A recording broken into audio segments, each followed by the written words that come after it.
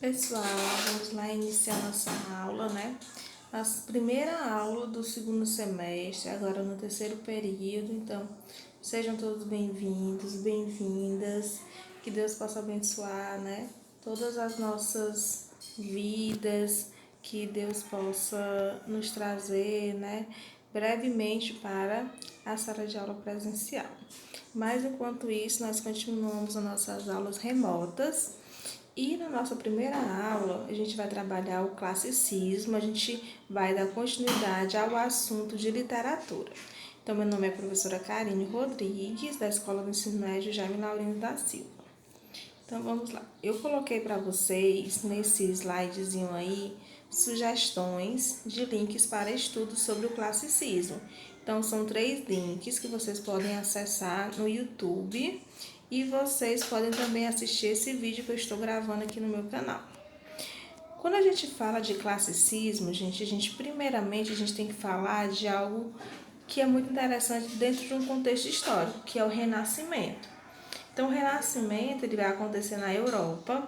Professora, e o Brasil? Gente, lembrando, a gente só vai ter, de fato, literatura aqui no Brasil a partir do século XVI, tá certo? A partir de 1500, que não é nem literatura propriamente dita, né? Porque são cartas, são textos, são mapas que vão ser produzidos por portugueses que vieram a descobrir o Brasil.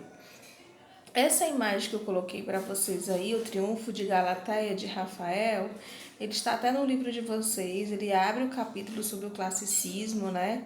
E a gente vai ter como se fosse aí um confronto dentro dessa imagem, né? E quando a gente fala de confronto dentro do Renascimento, a gente vai dizer por quê, né?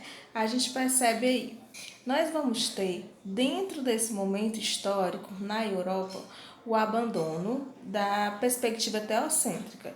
O que é o teocentrismo? O teocentrismo é você, teo ao pé da letra, é Deus, centrismo é centro.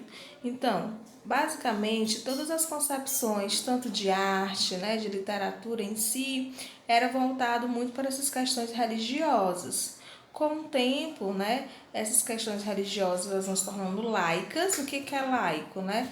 A gente não vai simplesmente trabalhar só com questões religiosas, a gente vai trabalhar com outras perspectivas, como por exemplo, né, a sociedade ela tende mais a se organizar, a ciência ela começa a surgir com mais profundidade e afetando assim a vida das pessoas, a política, tudo.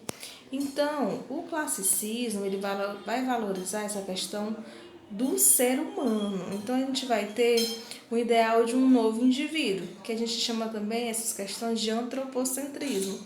Antropo, que é homem, né? Centrismo, que é centro. Então, a literatura, a música, a filosofia, né?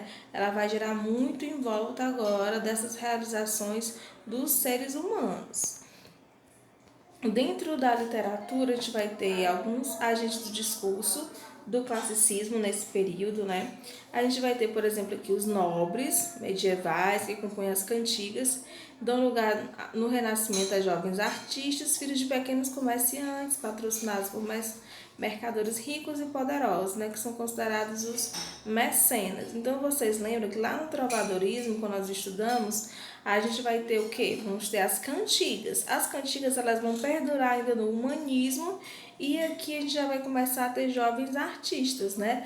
A música também ela vai se separar, né, dentro desse contexto da literatura, porque vocês lembram que eu disse para vocês que a literatura e a música elas caminhavam juntas, por isso que se chamavam cantigas, né? O público dessa época nós vamos ter ainda dentro desse renascimento, ainda a utilização das cortes, né? Como poder e a produção cultural também dentro das cortes, os mercadores, os comerciantes, né? A gente vai ter esse contexto também da filosofia, a própria burguesia que se encontra em ascensão, que financia, que patrocina também a cultura, né? Dentro da literatura também a gente percebe a função de reproduzir esses comportamentos humanos, que a gente vai perceber bastante, não só na literatura, mas como a arte clássica como um todo. Dentro do projeto literário do classicismo também, a gente vai perceber um olhar mais racional. O que é isso, professora? A questão da racionalidade, né? É agir com a razão, com o pensamento, deixar as emoções um pouco de lado, né? E focar um pouco mais na interpretação de uma realidade. O resgate da poesia clássica. Então, a gente vai ter poemas clássicos que giram em torno de temáticas também consideradas amorosas, épicas. O que é épico? Todas as vezes que vocês virem a palavra épico, lembrem de duas características principais: do herói e da história. Então, sempre vai ter que ter um contexto histórico e vai ter o herói. Em Portugal, a gente vai observar a maior epopeia que vai existir em língua portuguesa, que é os Lusíadas, com a obra, né, que é do Luís Vaz de Camões, que depois eu vou trazer um material só do Luís Vaz de Camões, que a gente divide em lírico e épico, né? E também uma grande influência das poesias de Horácio. E a gente percebe, tem uma perspectiva aí do carpe diem. O que é carpe diem? É aproveite o dia, colha o dia, né? Então a gente vai observar também o ser humano com a relação em equilíbrio com a natureza. As perspectivas humanistas, como eu sempre estou falando para vocês, é em relação ao que? A valorização do ser humano, a harmonia do ser humano, né?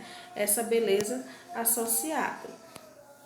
Existe uma tendência universal, que são os sistemas, né, da universalidade, né? A gente vai ter a observação da natureza, né, o domínio, né, de uma divindade, das forças da natureza.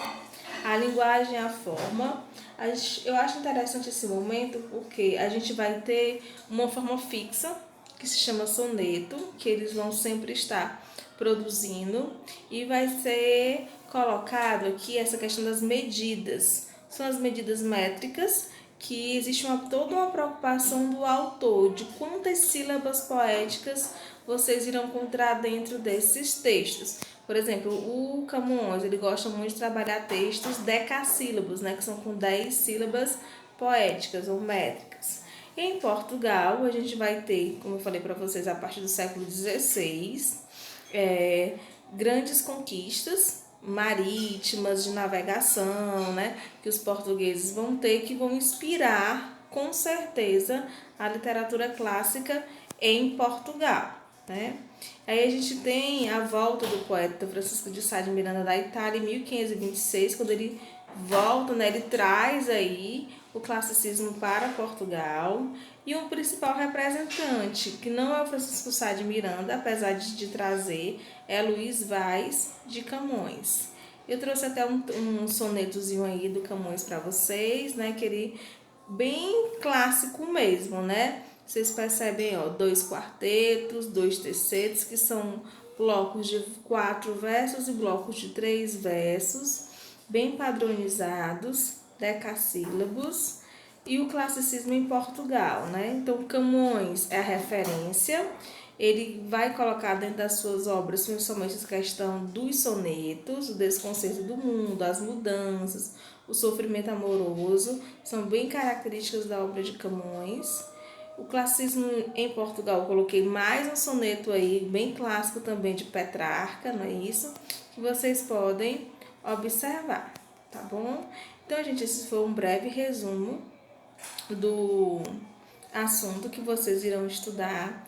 Quando vocês forem para o livro didático, vocês vão para o capítulo 8 de literatura, o classicismo, entre a página 76 e 83. Tá certo? Então, respondam a atividade. Eu vou mandar o formulário para vocês, a página 77 e 80. Então, bons estudos. Qualquer dúvida, vocês sabem que pode me procurar. Tchau!